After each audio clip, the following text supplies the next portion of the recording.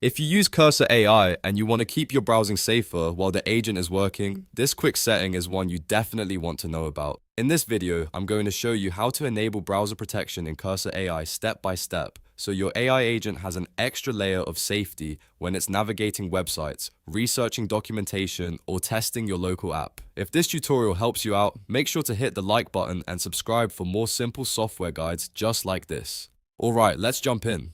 First, open Cursor on your computer. Once Cursor is open, look for the gear icon, which takes you into Settings. Click that gear icon to open the Cursor Settings menu. Inside Settings, you'll want to go to the Agent section. This is where Cursor keeps the controls for AI agent behavior and web-related features. Once you're in the Agents area, look for the Browser Protection option. You should see a toggle that lets you turn this feature on or off. Go ahead and switch Browser Protection on. When you enable it, Cursor AI gets an added safety layer that helps prevent the agent from accessing potentially harmful websites or running malicious scripts while it's browsing. That means if the agent is searching for documentation, checking a website, or interacting with a local testing environment, it's doing so with better protection in place. After you toggle it on, you can close settings and continue working as normal. That's really all there is to it. In just a few clicks, you've enabled browser protection in Cursor AI and improved the safety of your agent workflows.